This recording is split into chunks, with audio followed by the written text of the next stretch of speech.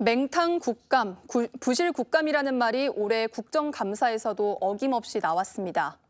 5개월 앞으로 다가온 대통령 선거 때문에 국감장은 정쟁의 장으로 변질됐고 준비도 소홀해 정책과 현안에 대한 점검은 뒷전으로 밀렸습니다.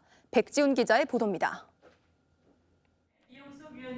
올해 국정감사는 여야 모두 대선에 신경 쓰느라 국감의 본질은 묻혔습니다. 국민의힘 등 야당은 여당 대통령 후보인 이재명 경기지사의 대장동 의혹 연관성 파헤치기에만 몰두하면서 국감장이 인사청문회장처럼 변질됐습니다. 조항을 건의한 받아들이지 않았다고 했습니다. 그렇게 누가 말하지 건의를 한 않았습니다. 겁니까? 네? 아니 건의했다고 무슨 말씀하셨잖아요. 참 건의한 걸 받아들이지 않은 사람은 그럼 누굽니까? 두 차례에 걸친 경기도 국감에서 이재명 지사에게 완패를 당한 국민의힘은 서울시 국감에서 오세훈 시장까지 나서 대장동 의혹을 제기하는 상황을 벌이기도 했습니다. 서울시 같으면 상상도 할 수 없는 일입니다.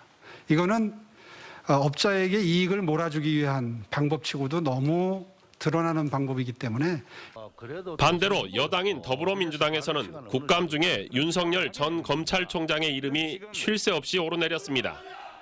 정부 부처들을 감사하기 위한 것이 아니라 여야 대선 후보들을 흠집내기 위한 국감으로 전락했습니다.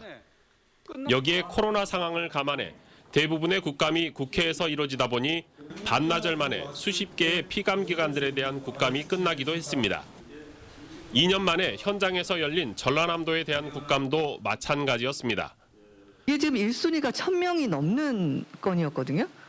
그래서 지금 지사님께서 말씀하시는 부분은 해당되지가 않습니다. 타 관계자한테 확인해야 될 부분이고 저희 제 아들은 거기 공고 난 상황에 따라서 공모를 했고 질의를 준비해야 하는 보좌진 상당수가 대선 후보 캠프에 합류하면서 국감 준비를 제대로 못한 것은 당연하다는 지적입니다.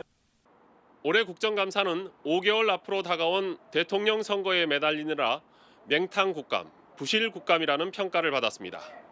KBC 서울방송본부 백지훈입니다.